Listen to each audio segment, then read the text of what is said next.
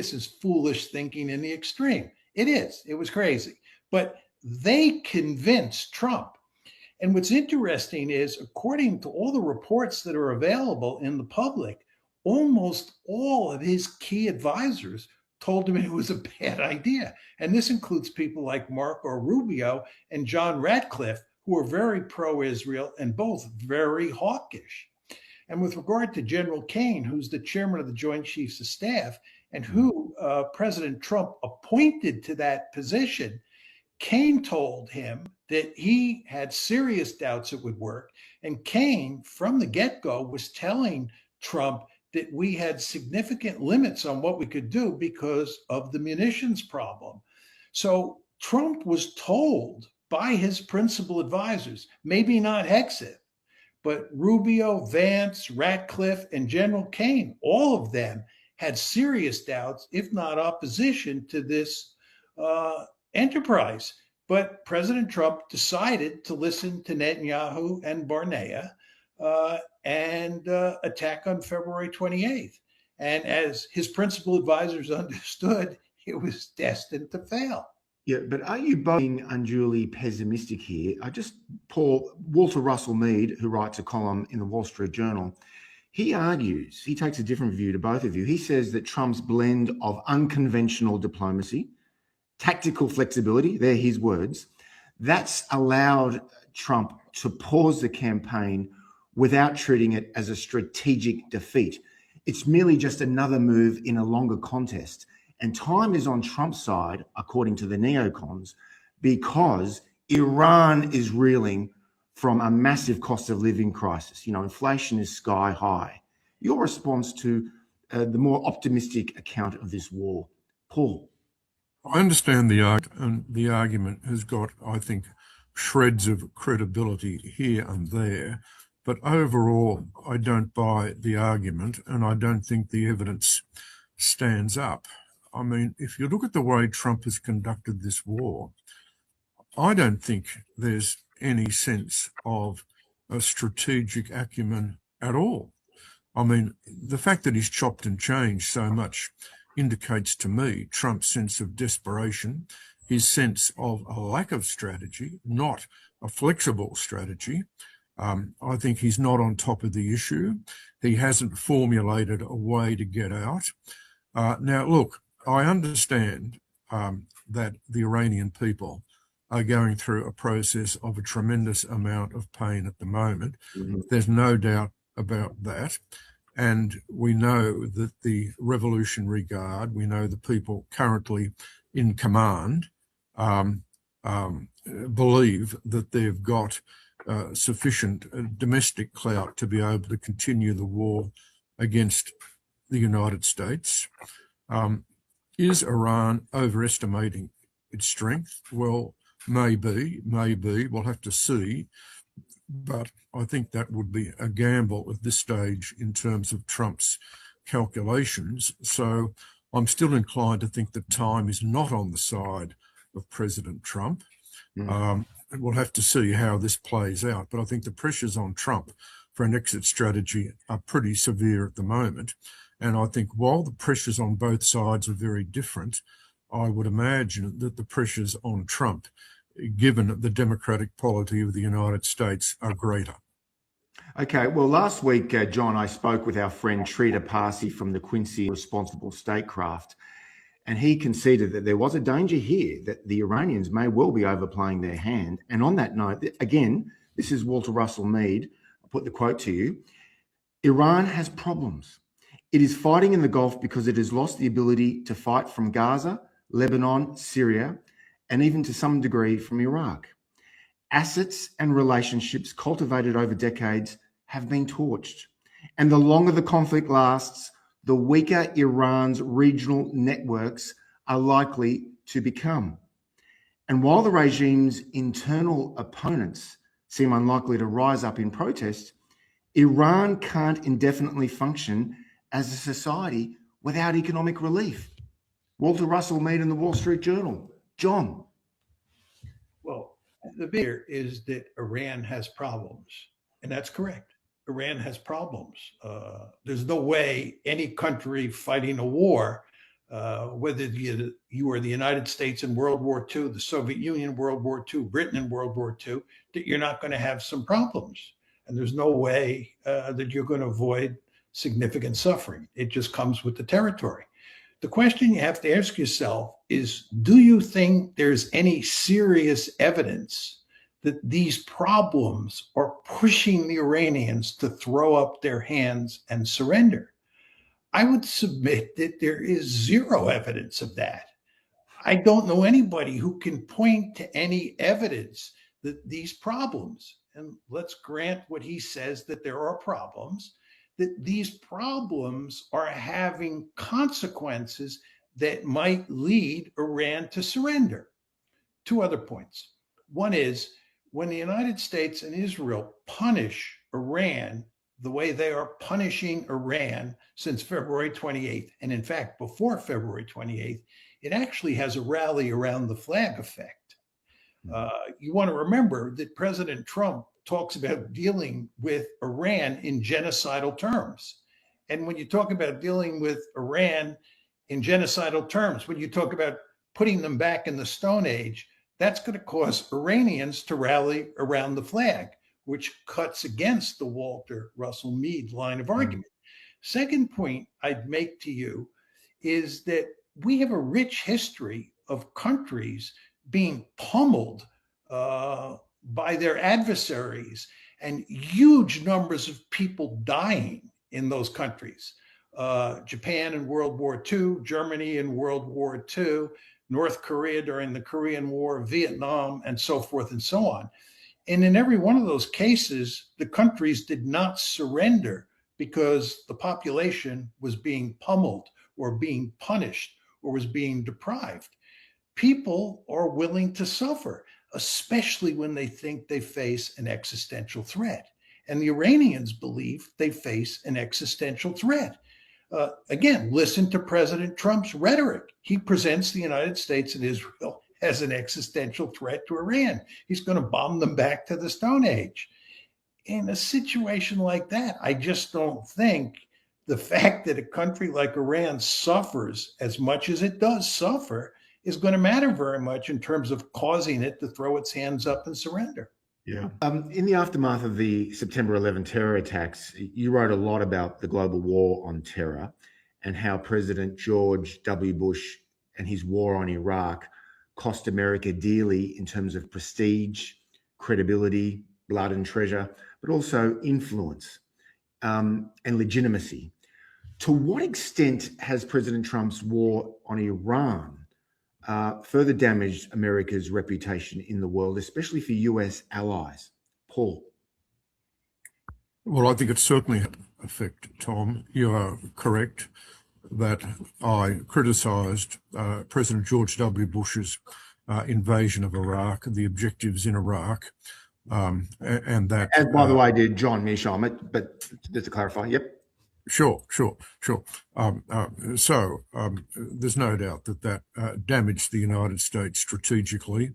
Mm-hmm. And I think that the overall response to the 9/11 attacks was a very flawed response when it came to the United States.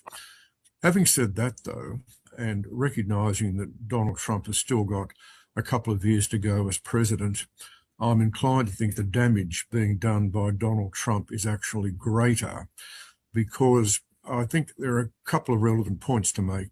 One is America's global position was much stronger 25 years ago than it is today.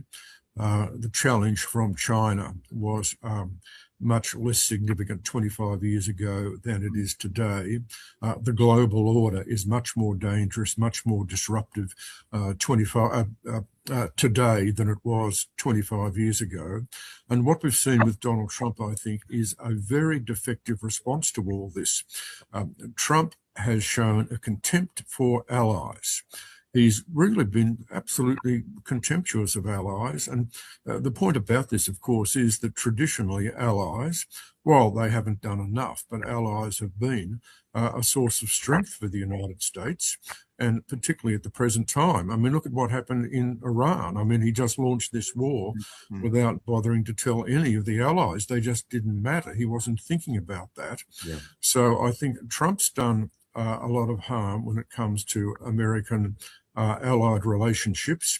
I think he's undermined the concept of American strategic leadership in the world in terms of what he's done with economic policy and tariffs on the one hand, and the inconsistency of that when it comes to America's strategic interests on the other hand. I think that other world leaders see him as inconsistent, as unpredictable, as unreliable, as someone that they can't rely on. Certainly America's traditional allies, the presidents and prime ministers that he deals with, who are America's allies in private, are very, very concerned about Trump's reliability. So again, that's a strong negative. But perhaps the most important problem of all is the one I mentioned earlier on, and that is he's undermined the concept of strategic deterrence. In fact, I don't know if he even believes in it, because when it comes to what he says about East Asia and China, there's almost no discussion ever out of Trump's mouth about a strategy of strategic deterrence vis-a-vis China, in particular when it comes to Taiwan. I mean, what the United States has got to do is show that it is prepared to wage an effective defence of Taiwan if it is to persuade China that America is committed to a strategy of effective deterrence. And I think increasingly a lot of people are going to feel that Trump doesn't have such a commitment, that the United States is not really in a position where it is prepared to offer effective deterrence against China when it comes to Taiwan. And to the extent that this becomes apparent or is revealed in some way or other, this is going to have an enormous destabilizing effect across the entire East Asian region. So I'm a critic of what Trump has done so far, and I'm very apprehensive about what Trump might do in the next couple of years. And the law remains tied down in the Middle East, John. That inevitably weakens the deterrence against China, the subject of your upcoming book. John. No, I think there's no question about that. I mean, I agree with everything that Paul said. And I would just add to that, that Trump has 2 more years left. He's 80 years old, and there's all sorts of evidence that his cognitive faculties are not what they once were. And when you marry that to the fact that he's flailing, that he is in a situation where he's likely to suffer, very likely to suffer a humiliating defeat, one would think that his behavior is only going to get worse with the passage of time. It's not going to get better. So I think that the United States is in a lot of trouble. And for all the reasons that Paul laid out, our allies are in deep trouble. You know, Henry Kissinger used to joke or say tongue in cheek that the United States treats its allies worse than it treats its adversaries. I think historically that's not been true, and I think we all understand what Kissinger was getting at. Nevertheless, I think one could argue when it comes to Trump, to treat our allies worse than adversaries. And what's really bizarre about it is he takes a certain satisfaction in that. I think he likes slapping our allies around, because he knows our allies depend heavily on us for their security. And therefore, he's in a position where he can slap them around and get away with it. But as Paul said, this is disastrous.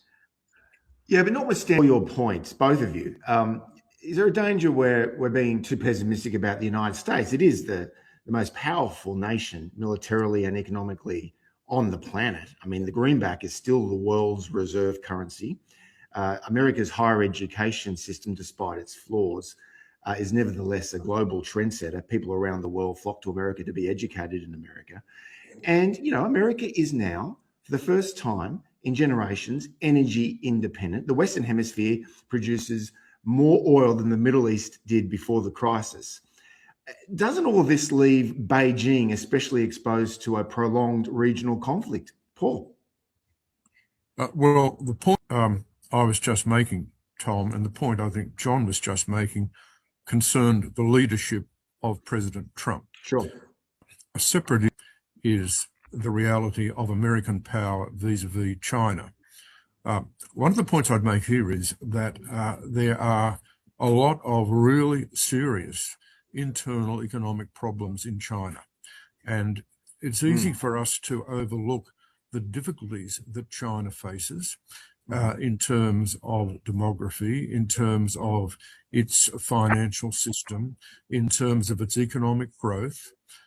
These are enormous difficulties. And of course, we need to bear in mind that the absolute priority, the absolute objective of the Communist Party is to retain control, is to retain power in China. So I think we need to be alert to all that.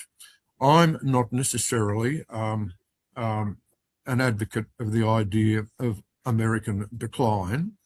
I think that America has enormous reserves here of energy, of economic opportunity, of economic strength, of technological capability. And I think it's often too easy to talk about American decline. However, I think there is a difficulty at the moment with the American political system, with the quality of leadership we're getting from the United States, with what's happening with both the Republican Party under Trump and what's happening with the Democratic Party as well. So I'm concerned about the future course of American politics and American internal unity. But I'm certainly not one who is putting the United States on some sort of trajectory of inevitable decline. Mm-hmm. You know, Fareed Zakaria, John, the Washington Post columnist who airs a program on CNN, whom you know, he says that this war has created three long-term Chinese objectives. The first, a Middle East less dependent on the United States. Second, a world more reliant on Chinese technology. And three, a stronger reputation for Beijing as a stable global power. Is that argument persuasive to you, John? I think there's no question. First point that our influence in the Middle East is going to decrease as a result of this war. Our basing structure in the Gulf, our alliance structure in the Gulf are badly damaged. And it's quite clear that we're not going to be able to have as much influence in the Middle East moving forward as we had before February 28th.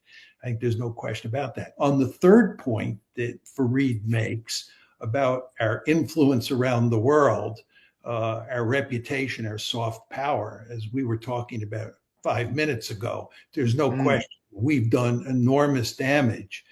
And to use Robert Zoellick's famous terminology about a responsible stakeholder, the United States certainly does not look like a responsible stakeholder, as I think all three of us could agree. And the fact is, the Chinese do look like responsible stakeholders, whether you like their political system or not. They look like they are acting in a rational, legal way. So I think on those two dimensions, Fareed is right. His second point had to do with power. My view on power. A world more reliant on Chinese technology. Okay, on Chinese technology. Look, there is no question that the Chinese are fully capable of giving us a run for our money when it comes to developing sophisticated technologies. And if you asked me who's going to win that arms race over the next 20 years, if I was being honest with you, I'd say I really don't know. And I really don't want to bet against the Chinese. As an American, I hope we win that technology race hands down. But again, I don't know. The Chinese are truly impressive when it comes to their ability to develop sophisticated technologies like AI, quantum computing, 5G, and so forth and so on. And it may be the case that they best us in that race in the years to come. Paul, just final thoughts, but I mean, I should just stress for our international audience, you are one of Australia's leading commentators. You've also been a big defender of this AUKUS agreement with the United States and Britain, the nuclear submarine deal, designed to keep in check a rising China. John, you hear, Paul, you hear John talking about America no longer being a responsible stakeholder, to use Bob Zellick's words. If indeed that is the case, what is all talking about today? What does all this mean for US allies in the region, whether they're Australia, Japan, South Korea, the Philippines, but even like Indonesia and Singapore, who are genuinely anxious about China's rise? What does all this mean for our region? Paul? Well, what it means for our region, Tom, is pretty clear. Our region at the moment is facing a tremendous challenge from the rise of China, from China's aggressive tactics, from every sign that China aspires to be a regional hegemon, that it is prepared to seduce, bribe and intimidate countries within the region. Australia has experienced this firsthand over the course of the last several years with this extraordinary campaign of blatant and brutal trade coercion, which China launched against Australia in order to break the will and break the strategic commitment and political will of the Australian government at the time, led by Scott Morrison. This is wolf diplomacy. Go on, Paul. So I think the first answer to your question is to set the stage in the region. Now, of course, we've got a situation where politicians on both sides in Australia and many politicians in the region are enormously concerned about Donald Trump.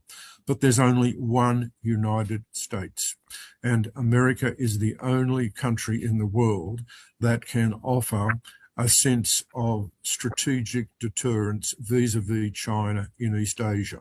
So the reality is, regardless of all the problems of the United States, regardless of all the difficulties with hard and soft power, American reality is still there. America has been an ambitious Pacific power for much of its history. I don't think it's going to walk away from it. So I think the situation is, when it comes to allies like Japan and Australia, there's a recognition that we have to do more. We have to be more self-reliant. But what we're aspiring to do is to increase our self-reliance within the framework of the alliance with the United States and try to continue to make that work. We recognize that there will be an ongoing Trump legacy after Trump leaves the presidency. It's folly to think that there won't be an enduring Trump legacy in terms of the way the United States thinks, but there will be a new American government, there will be a new American president, and I think the United States will remain with its strategic interests, with its strategic economic and strategic interests in East Asia.